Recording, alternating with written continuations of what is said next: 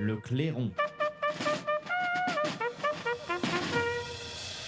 Et donc, comme je disais, beaucoup de choses peuvent basculer, ont déjà commencé à basculer, rappelons-le, avec ces dernières élections européennes, hein, quand on voit la carte de France, la carte tout bleue des régions qui ont voté, et on voit bien du bleu partout, sauf autour de la région Île-de-France. Donc, des choses sont en train de se passer et peut-être de basculer radicalement. Pour en parler, pour comprendre tout ce qui s'est passé, je vais faire un grand résumé de la journée, mais tout à l'heure, encore à corps, on n'a pas beaucoup de temps avec Sébastien Meurant. Mais pour revenir seulement sur les dernières informations, je vais vous faire écouter Jordan Bardella et Éric Zemmour hier soir à 19h et 20h30 respectivement. Éric Zemmour d'abord sur CNews qui était interviewé par Christine Kelly. Il revient sur cette volonté d'union à laquelle il veut participer, l'union des droites.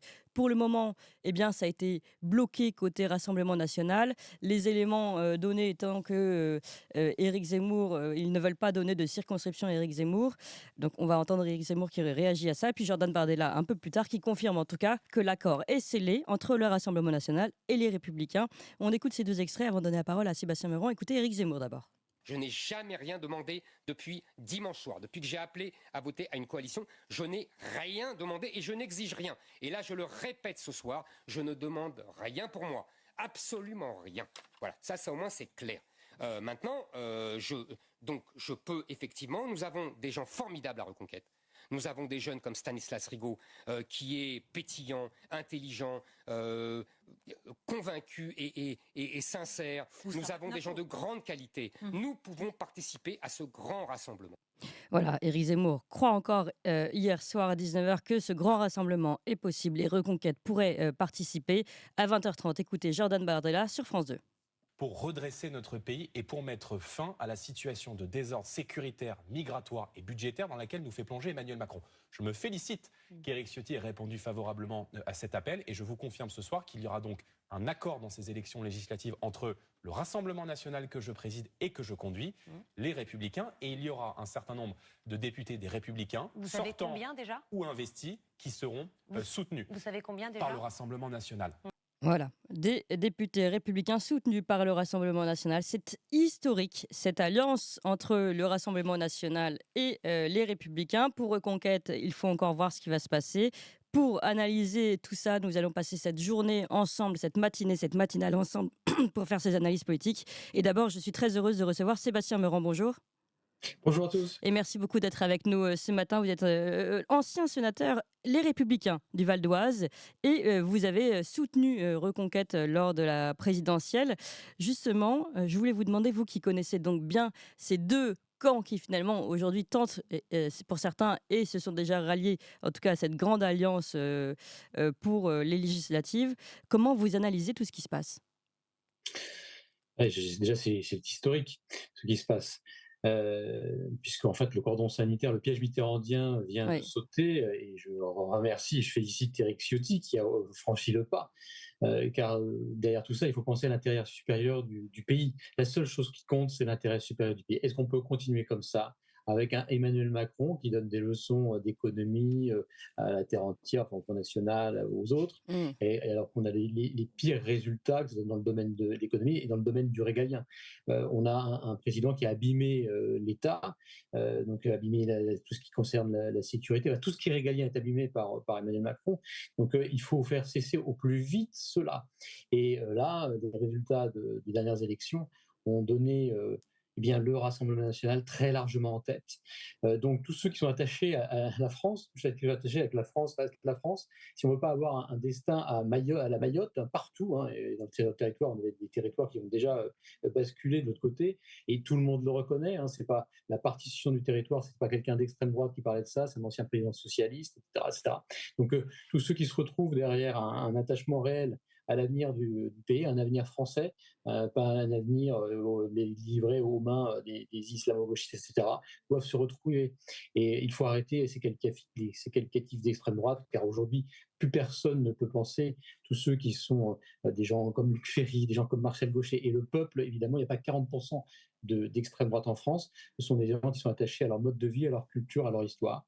Donc bravo bien sûr à Éric Ciotti, et il faut faire taire les querelles d'ego. J'espère que le Rassemblement national, alors que donc Éric Zemmour, même si effectivement a critiqué durement la personne de Marine Le Pen, il faut que tous ceux qui sont attachés à l'intérêt de la France puissent se retrouver. Quand on a l'extrême gauche, la gauche, que je mets dans le même panier, ils se mettent dans le même panier. Comment peut-on voter LFI aujourd'hui lorsqu'on est sincèrement attaché à l'avenir de notre pays? Comment les socialistes, ceux qui ont vraiment au cœur l'intérêt du peuple français, peuvent se rattacher à des gens comme Rima Assad, comme Madame Rousseau et d'autres qui déconsidèrent le Parlement français. Donc moi j'espère que tous les patriotes vont se retrouver, le camp national, pour reprendre un terme utilisé par Marine Le Pen, vont se retrouver pour faire cesser autant que faire se peut la catastrophe macronienne qui détruit l'État. Je pense Emmanuel Macron symboliquement a supprimé le corps des préfets, a supprimé le corps diplomatique, qui détruit la démocratie. Parce que là, c'est scandaleux ce que vient de faire Emmanuel Macron, quelque part, quand on y pense. Il rajoute du chaos, un président qui devrait être au-dessus des partis, qui devrait essayer de travailler à rassembler les Français. Vous trouvez que c'est scandaleux la dissolution? En parlant de la dissolution, bien sûr. Cette dissolution, juste derrière des élections européennes, est quelque chose qui est inédit. C'est évidemment un piège, si on peut parler de piège, tendu au vainqueur, donc au Rassemblement national, en espérant qu'il n'ait pas de majorité, ou s'ils ont une majorité du fait du poids des institutions, du poids du président de la République, ce sera une guérilla pendant un certain nombre d'années. Donc il espère évidemment l'échec du Rassemblement national ou de ceux qui seraient amenés à gouverner. Et ce qui est de pire pour les Français, c'est que si le pays n'avait pas de majorité au Parlement, Oui. et parce qu'on a vraiment besoin d'un gouvernement qui ait les idées claires sur les réformes essentielles, sur tout ce qui est sécuritaire, sur tout ce qui est le millefeuille territorial. Là, j'entends bien certains dire que le Rassemblement national, son programme économique ne tient pas la route, mais ils n'ont aucune leçon à donner à qui que ce soit. On est passé à 3200 milliards de dettes. Mmh.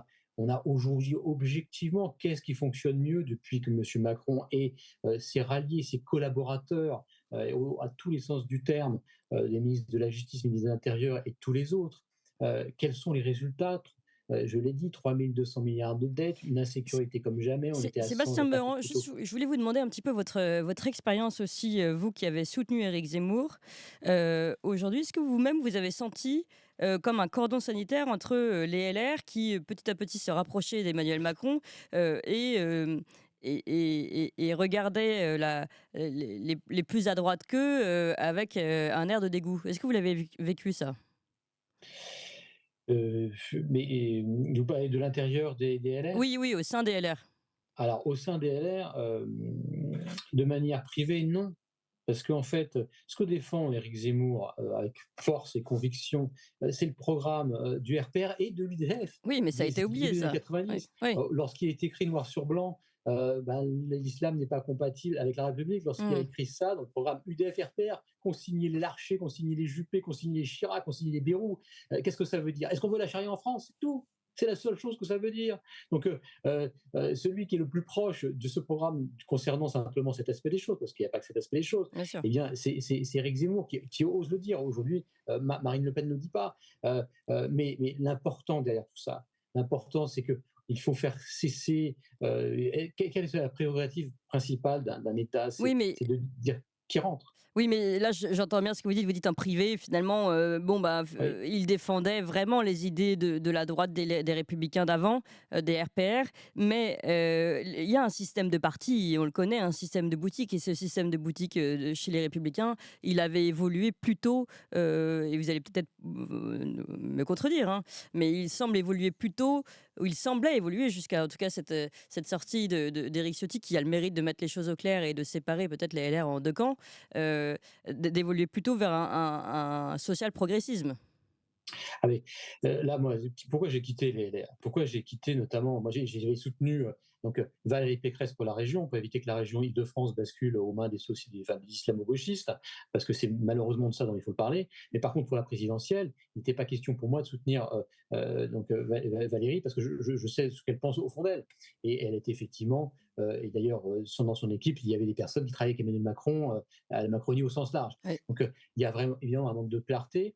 Et les LR, eh bien, la plupart, une grosse partie sont allés à la gamelle, pour parler vulgairement et clairement. Rappelez-vous ce que disaient mais tous les uns et les autres, y compris Bayrou, juste avant l'élection d'Emmanuel Macron. Bon, Gérald Darmanin, qui a les pires résultats qui soient, parlait de loin d'être le remède d'un pays malade. Emmanuel Macron sera le poison définitif qui conduirait à l'éclatement de votre vie politique. On en est là. Oui. Donc ils ont effectivement rallié. Et au Sénat, moi, pourquoi je me suis je me suis exposé à de nombreuses reprises en contradiction avec la majorité dans laquelle j'étais, majorité LR du Sénat, parce qu'ils espéraient tous un poste. Et c'est assez lamentable Oui. lorsqu'on voit ça. Oui. Et véritablement, les Français s'en rendent compte. Ils de votent de moins en moins, voter de moins en moins LR. Et là, Éric Ciotti a le mérite de la clarté. On a besoin de faire passer les intérêts supérieurs du pays qui sont. Oui. Il n'y a rien de nouveau, en fait. Et dernière Ça fait question, Sébastien Meurant, comment vous voyez l'avenir des LR? Justement, là, il y a quand même un schisme pas possible. Éric Ciotti, le président des Républicains, donc pour le moment, c'est quand même lui qui a ce pouvoir-là. Sauf que Bruno Retailleau réagit, il dit qu'il n'était pas au courant. Gérard Larcher également, en demandant à ce qu'il soit exclu du parti. Beaucoup de réactions. Est-ce que vous pensez que ça va ça va détruire les Républicains? Qui peut croire ça? Qui peut croire qu'Éric Ciotti ait fait ça tout seul, dans son coin, sans prévenir Gérard Larcher, sans prévenir Bruno C'est ce qu'il dit. Retailleau? C'est quand même difficilement crédible. Il me semble qu'ils avaient une réunion juste avant la déclaration d'Éric Ciotti.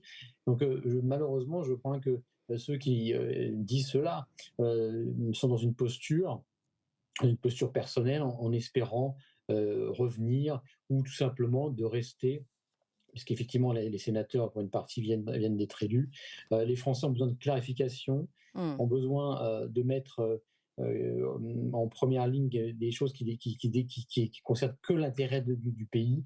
Et je pense que Éric Ciotti, alors évidemment, dans le sud de la France, on sait très bien que la ligne de droite patriote est très largement majoritaire. Oui. Donc Éric avait certainement besoin de ça. Donc la clarté, la sincérité, Et vous ne les croyez pas donc convictions. à l'effet de surprise et pour le moment, vous ne voyez pas